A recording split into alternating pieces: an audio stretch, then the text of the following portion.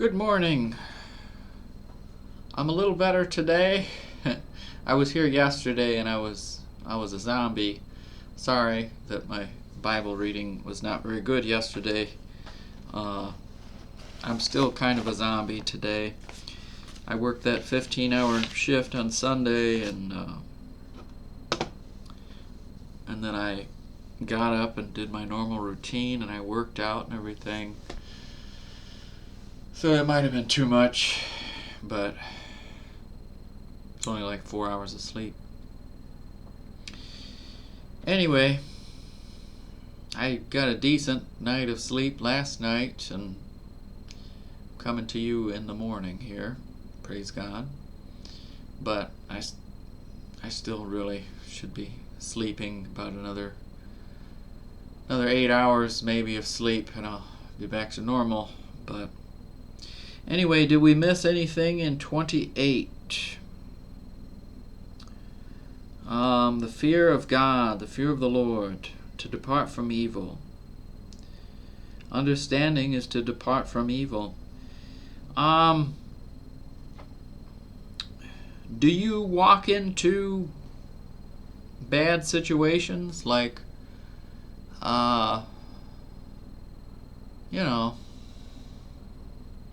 there's lots of warning signs in my life right now,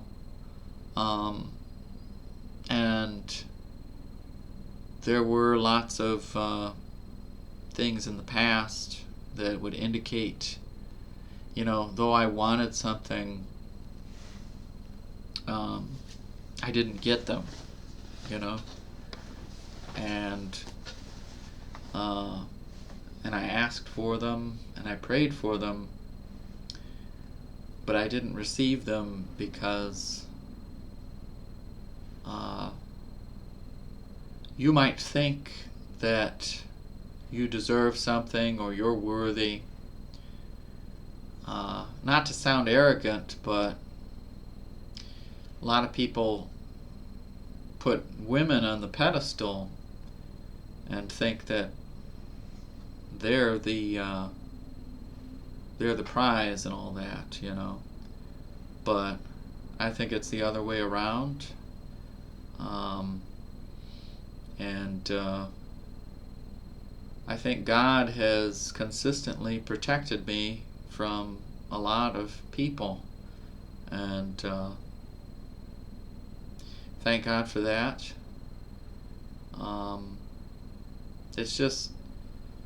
It's hard though to deal with kind of being alone, But I think maybe that's how it's supposed to be.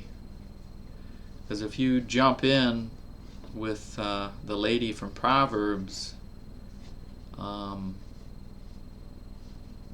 it's pretty definitive what Solomon says there, where you're headed. And if you have a fear of God, you wouldn't jump into situations like that. But our culture, our society, my flesh, all says jump in with all the fornication and sin, But God is saying to be obedient to me and to have a fear of God. You jump into that situation, there's a lot of demons associated with that, and what are you exposing your temple to? That it's God's temple, this body is His, and what are you exposing it to by jumping in with what the culture says is good, But the truth is, this culture is dying, and women know that they need men,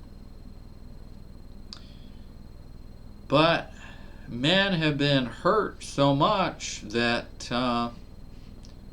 they're walking away. They have this abbreviation called MGTOW or something like that.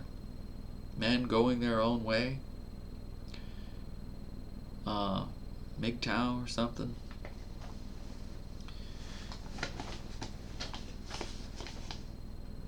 And you see that in the birth rates. You see that in general happiness, you know. Women are not happy. Men aren't happy either, but if women are seeking power and money and resources, and they can't get it without a man, then men will go their own way, you know. So thank God for Him protecting me, and I think that has to do with that note there, that last note we dealt with, the fear of God and departing from evil. Not that women are evil. Well, they are sometimes. Men can be evil too. It's the sin they're carrying, the life circumstances, the choices they've made. You jump in with that. What are you exposing yourself to, and what kind of person are you turning into by jumping into that? You know, is it worth it? I think God is worth it. I think being obedient to God is the most worthy thing. But jumping in with a beautiful woman, she might be beautiful on the outside, but on the inside, that's why God protects you. Thank God. Anyway, depart from evil. Just depart.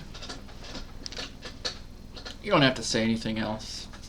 Just read that verse that Solomon has to say about the adulterous woman. And that's everything you need to know. Job 29 is where we are. Short chapter. Let's read it. Chapter 29 of Job, verse 1. Moreover, Job continued his parable and said, "Oh, that I were as in months past, as in the days when God preserved me, when His candle shined upon my head, and when by His light I walked through darkness, as I was in the days of my youth, when the secret of God was upon my tabernacle, when the Almighty was yet with me, when my children were about me, when I washed my steps with butter, and the rock poured me out rivers of oil, when I went out to the gate through the city, when I prepared my seat in the street. The young men saw me and hid themselves, and the aged arose and stood up. The princes refrained talking and laid their hand on their mouth. The nobles held their peace, and their tongue cleaved to the roof of their mouth. When the ear heard me, then it blessed me, and when the eye saw me, it gave witness to me, because I delivered the poor that cried, and the fatherless, and him that had none to help him. The blessing of him that was ready to perish came upon me, and I caused the widow's heart to sing for joy. I put on righteousness, and it clothed me. My judgment was as a robe and a diadem. I was eyes to the blind, and feet was I to the lame. I was a father to the poor, and the cause which I knew not I searched out. And I brake the jaws of the wicked, and plucked the spoil out of his teeth. Then I said, I shall die in my nest, and I shall multiply my days as the sand. My root was spread out by the waters, and the dew lay all night upon my branch. My glory was fresh in me, and my bow was renewed in my hand. Unto me men gave ear, and waited and kept silence at my counsel. After my words they spake not again, and my speech dropped upon them. And they waited for me as for the rain, and they opened their mouth wide as for the latter rain. If I laughed on them, they believed it not, and the light of my countenance they cast not down. I chose out their way, and sat chief, and dwelt as a king in the army, as one that comforteth the mourners.